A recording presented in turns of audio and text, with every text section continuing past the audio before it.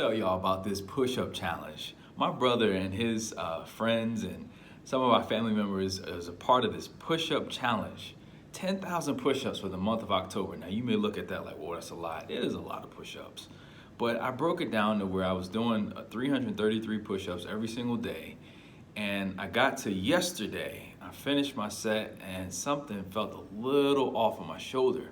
Now, I did aggravate my shoulder. I probably sprained it or strained a muscle when I was 15 years old. So 19 years ago, happened to me. And just over 2 years ago, a couple of my buddies and I, we were working out, lifting, we're bench pressing real heavy, and I felt the aggravation again. So that same aggravation is the same aggravation that I felt yesterday as I was completing my push-ups. And a part of me is happy in this regard that I was able to grow as an individual. When I was 15, it was a challenge of who can do the most on the shoulder press. I had a whole bunch of weight up there, I'm pushing it, and I strained the muscle. 2 years ago, I'm with my friends. They're lifting over 300 pounds on the bench press, getting to 400 pounds and we're bench pressing it, and I'm hanging there with them. And then afterwards, the next morning, I wake up and I'm like, my shoulder.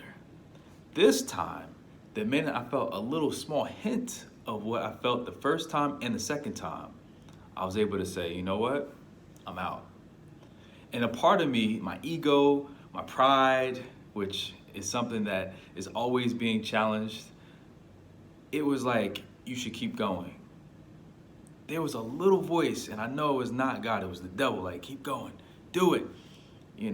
It's my own thoughts about myself. You can do it. Joey, 10,000 push-ups, you can do it. Back in your day, you was able to do 100 straight. 10,000, that's over 31 days. You got this. My own encouragement was starting to make me, or was about to make me, make a really bad decision. And I don't know how many times that has happened in your life, but it's happened in my life where there's something that I know I can do. There's something that you're so confident that you can do.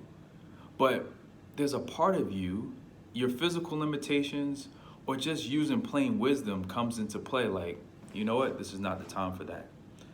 As much as I really would love to take up this opportunity, this business opportunity, this job opportunity, this opportunity to be with this person, it's not the time for it.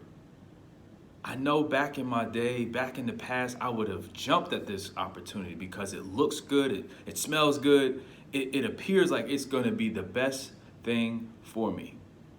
And much like my push-up challenge, it looked like it was great. I was getting on good pace. I stopped at 5,507. So I had 4,993 left. Just a little over halfway. And my physical limitations stopped me. Now my mind was still like, yo, Joe, you got this. But my body's like, remember this 19 years ago? Remember this 2 years ago? You tried to do this?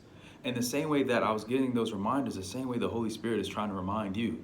Remember when you made that bad decision before? Remember when you said that the last opportunity was the best opportunity? But take heart. There's greater in store for you. Right now is not the time for that. Or right now, you need to be built in this particular area. Your character needs development. You have to be able to heed those instructions, heed the advice of the Holy Spirit. He's continually moving inside of you, telling you, you should do this or you shouldn't do this. You shouldn't do something that you're trying to do because the timing is not right. Because some sort of limitation, there's something that needs to be built up. There's a muscle right here in my shoulder that needs to be built up. It needs to recover fully. It needs to rest. There's another thing to be said about rest. We think of rest as just laziness, like, you know what? I'm not doing nothing. It's Friday, mentally checked out. No. Rest is being still and knowing that God is God and that He is leading your life. And He wants to lead your life, but He's not going to force you to lead your life. He'll step aside when you're like, I got it. I don't need your help.